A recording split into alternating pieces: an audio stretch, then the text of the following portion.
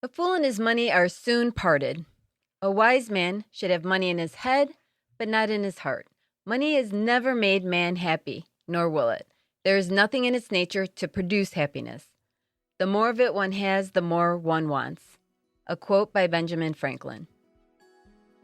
Hello and good day, I'm Renee Perry, and welcome to Business Success Starts with Loving Your Work podcast. Money doesn't buy happiness because nothing buys happiness. Happiness is an attitude, a state of contentment or satisfaction. It's not a temporary emotion such as joy. And if you have a happy attitude, you'll be happy with or without money. Psychologists have arrived at several conclusions in their search for predictors of happiness with regards to money. Many of the factors that may first come to mind do not seem to play a major role. For example, although people strive to acquire high-paying jobs and dream about winning the lottery, income is not strongly correlated with happiness. Wealthy people are happier than poorer people, but the difference is not very large. As one might expect, the association between money and happiness is strongest among very poor groups and among poor countries. Income leads to smaller and smaller gains in happiness as income levels rise. Therefore, money is not the end-all, be-all in life until you don't have any. Then life becomes a scary and stressful place with no means for necessities, such as shelter, taking care of health concerns, or food. Money is a requisite for business success, whether we like it or not. It is an indicator as to how well our business is doing. Not only do we need money to be in business, we need at the bare minimum enough of it to pay our personal bills and our business bills on time. What does money mean for you, and do you know when enough will be enough? Let me repeat that. What does money mean for you, and do you know when enough will be enough? This is dependent on how you want to live your life. Do you enjoy all the extras that life can offer, or do you want to live simply with very little stuff? Or somewhere in between the spectrum of these two? These are personal choices that only you can decide. According to Morgan Housel, the author of The Psychology of Money, Timeless Lessons on Wealth, Greed, and Happiness, he has found that people have a tendency to constantly move the money goalpost of what would make them happy, and in so doing, never allow themselves to feel happy, because when we hit our goal, we think more will make us more happy, and it doesn't. How you manage your personal finances will be a reflection on how you will manage your business finances. If you struggle with finances and budgeting before starting a business, it won't miraculously resolve itself when you own a business. According to Business Insider, 20% of businesses fail within the first year. 50% fail within the first 5 years. 65% fail within the first 10 years. 25% of businesses make it beyond 15 years. Only 5% make it beyond 30 years. Money is the number 1, number 2, and number 3 reasons why businesses fail. But we don't lose just money when our businesses fail. We also lose a lot of energy and a lot of our time that we have invested. According to a research study done by Jesse Hagan of U.S. Bank, businesses fail because of these top 3 reasons. 82% fail because of poor cash flow management skills and also because of poor understanding of cash flow. 79% fail because they start out with too little money. And 73% of businesses fail because owners are overly optimistic with achievable sales, the amount of money required, and about what needs to be done to be successful. More than 8 in 10 businesses admit to experiencing cash flow problems at some point during their operations. If money is not managed properly and strategically, it causes impossible to fix chronic issues. Even a once profitable business can cause its own demise if money is not managed properly. I have always done a pretty good job of managing money, at least I think so. Having said that, I could have lost my business at several points throughout my 40 years because of not having enough money. There were times that I would feel so desperate because payroll or important bills were due, and I had no idea how I was going to pay them. My husband would get on the phone to contact our 30-day customers who owed us and would ask them for payment before their 30 days was up. He did it because I was a coward.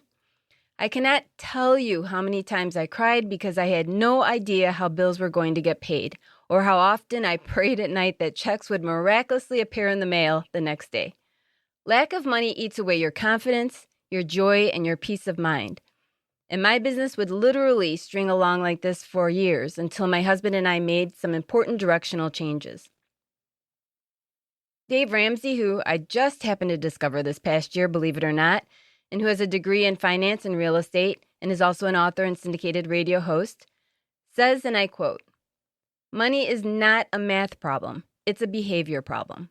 End of quote. I cannot agree more. You don't fix money problems with money.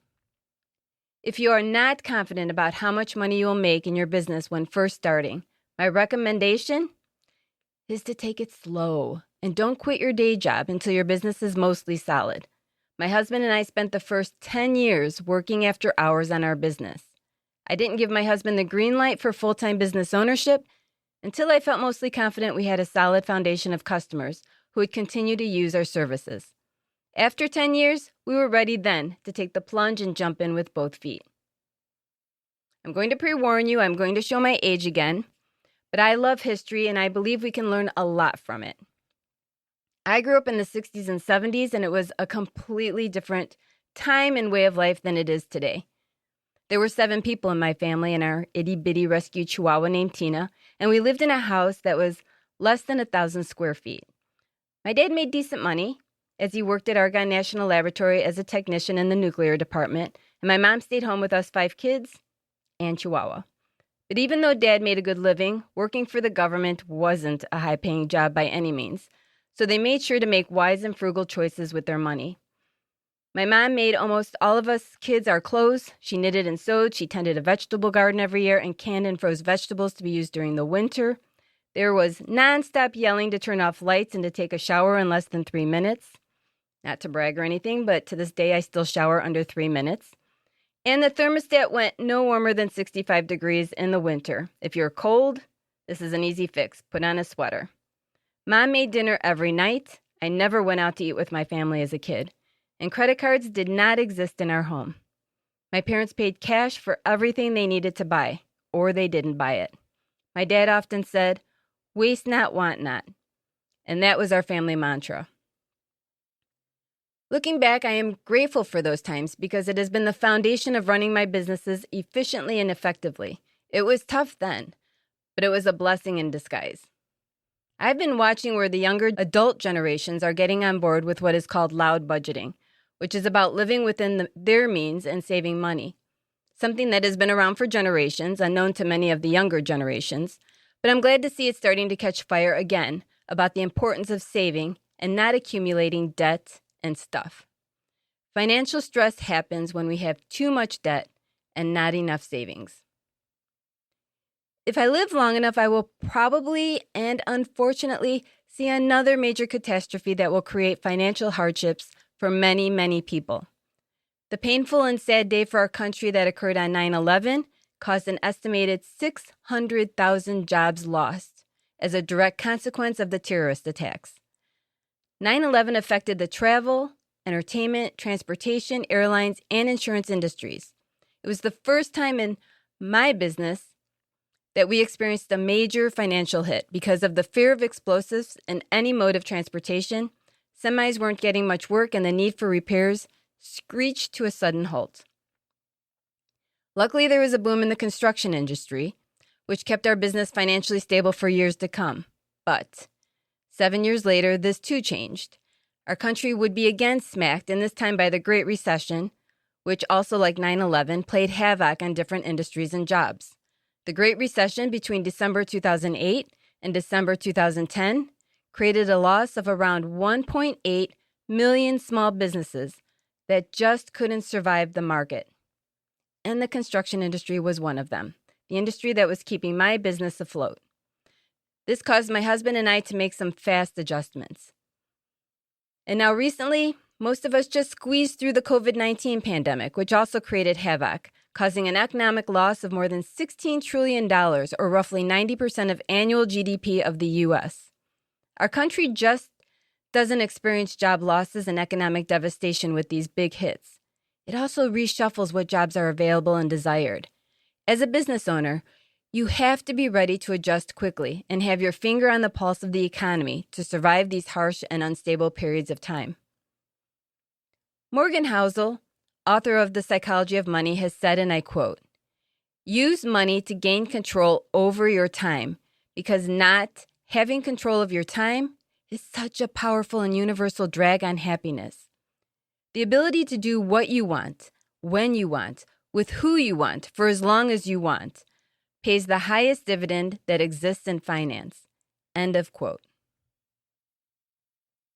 Let me share with you 3 of my biggest money lessons I have learned in my 4 decades of being in business. This does not include what I've talked about at length in previous podcasts, which are to do what you love and money will follow. Now, I'm not a financial advisor, so this is coming from a place of shared experience.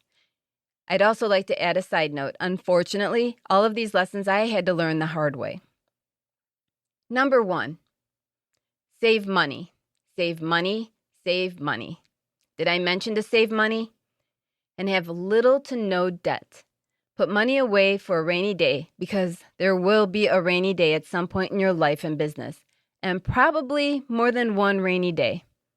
When you have had those years that you are reaping financial rewards, use that money to put away by first producing a cushion in your checking account and then opening a savings account to help you pay for unexpected bills that arise. This also means that you will need to make enough money to save. We all experience some down years, but those years should be rare, or maybe being in business is not in your best interest. One year, my company made a good profit, and unexpectedly, I was handed a tax bill for $25,000, which was exactly $25,000 more than I had. I was not going to let this happen again. Having a savings account with a good cushion in it will help you save a lot of money down the road so that you are not taking out a business loan or trying to come up with a way to pay bills. Especially today, interest rates on credit cards and loans are ridiculously high, and it's money directly out of your wallet when you pay interest. The second lesson I learned about money: grow your business at a measurable rate. Don't grow too fast, because this can be one of the main reasons cash flow becomes a serious problem in your business. Have a budget and understand your numbers, inside and out, sideways and backwards. It's important to know and understand your financial numbers. Read, understand, and absorb your financial statements. Numbers don't lie. I personally will only make one big financial decision, such as hiring a new employee or buying a big piece of equipment, and then wait it out for at least a year to see how I have landed before making any new big decisions. And the third lesson I learned about money: observe your money belief system and behaviors. What do you really believe about money? Your money beliefs fuel your money behaviors. If you are experiencing money problems, what belief or behavior is fueling this fire? What role has money had in your life? To be successful in business, it's imperative we learn a healthy relationship with money. Which leads me to also share again the importance of hiring an accountant. I know I've mentioned this before, but I cannot emphasize it enough. Have another set of trained eyes on your business to help you make important financial decisions and keep you on track.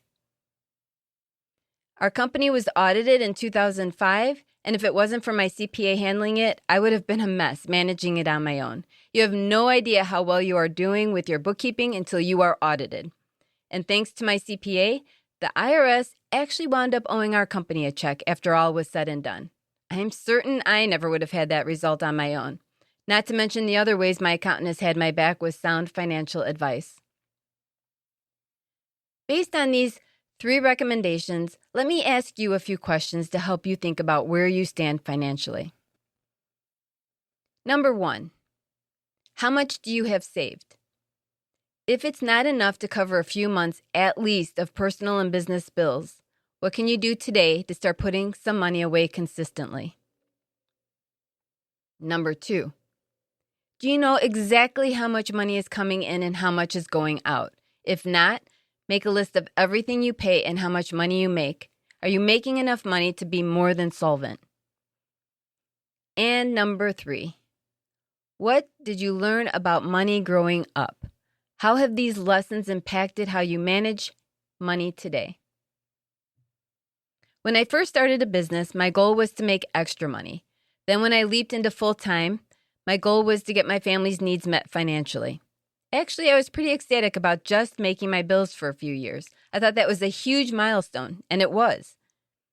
Then the realization hit me that eventually something could happen to me or my husband's health, and I needed to start planning on retiring. At that time, I believed that my husband and I would run our business forever because we were so passionate about it and because we were much younger with way more energy. But I was aware that circumstances happen out of our control, that I needed to prepare for my family's financial needs beyond the day-to-day transactions. Having a healthy relationship with money relies on our being self-aware and being honest with ourselves about how we manage it. Money is a process. It's important to have an idea about how much money is enough for us and how do we want our money to play a role in our life.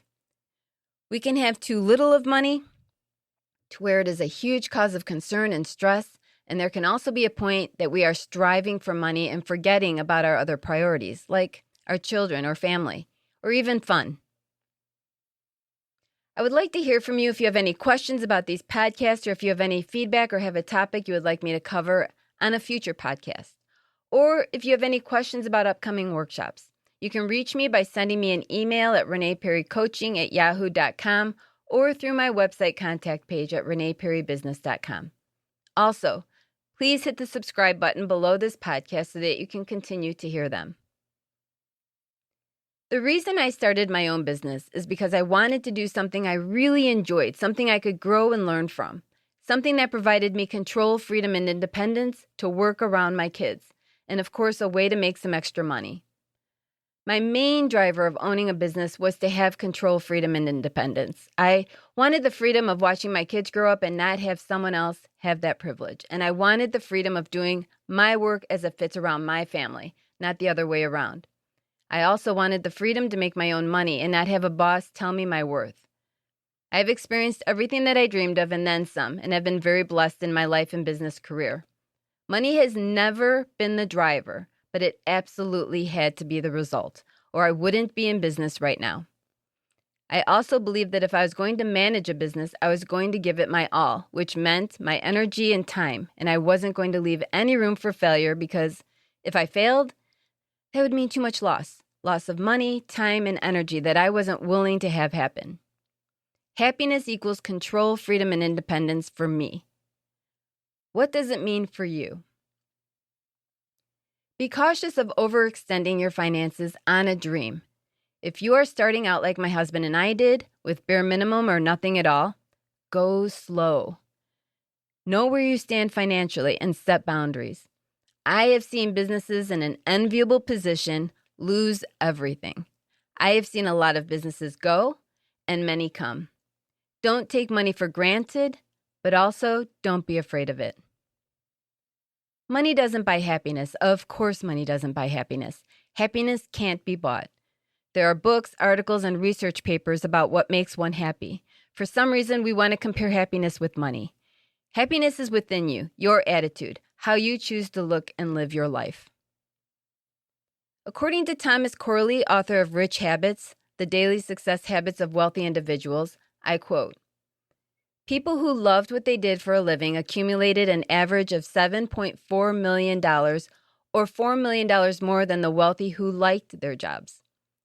It took this group of rich people 12 years to accumulate their wealth, or 20 fewer years than people who liked their jobs. In those 12 years for people who loved their jobs, they did not start out rich, and they had no way of knowing if the job they loved would make them rich. The rich people were so passionate about what they did for a living that their only real goal was to make enough money to pay their living expenses so that they could continue doing what they loved." End of quote. In other words, do what you love and money will follow. Thank you for joining me today, and remember, a wise man has money in his head and not his heart. Be smart and not emotional about money. Imagine what it would be like to experience financial peace of mind. You deserve to experience that.